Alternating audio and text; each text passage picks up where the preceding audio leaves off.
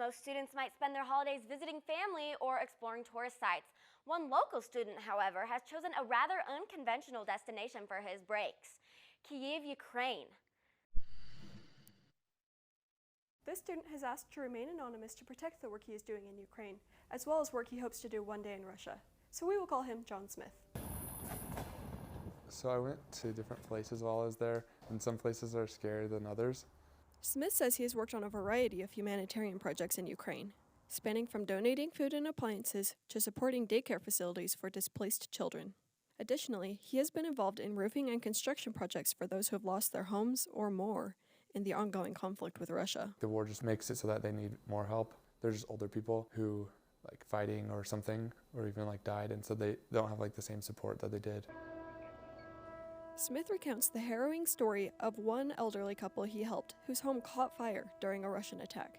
He says that a bullet hit the husband in the leg. The couple narrowly escaped with their lives. He's just been shot in the leg, so they couldn't put the fire out because they're shooting at him. Their house basically just burned down. Smith says that the need for help in Ukraine is great, but that the danger remains real. He tells me he met a volunteer who later died in a Russian attack. He was delivering stuff to the front line, and a Russian tank fired at the car, and 4 of them died out of the 5. Smith rationalizes the danger of the war zone, likening it to the risks of driving a car. If you counted car accident deaths in Utah every day, there's probably someone who dies or something, but it's not like you wouldn't drive your car because of it. He says the people in Ukraine don't always react to air raid sirens. Sometimes they will continue walking their dog or watching their children play on the captured Russian tanks displayed in a town square. However, when they do seek shelter, Smith knows it could be serious.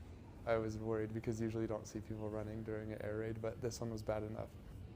Smith says he believes that everyone who can or wanted to leave has left Ukraine. Those remaining either can't leave legally, don't have anywhere to go, or want to stay in their homeland despite the ongoing war. They not only love their own country, but they actually just hate Russia. Their leaving would be like surrendering almost. He describes the resilience he witnessed when an apartment building in Kyiv was hit. Volunteers arrived the next morning. He saw a woman visibly hurt from the explosion, bravely directing volunteers and organizing help despite her injuries.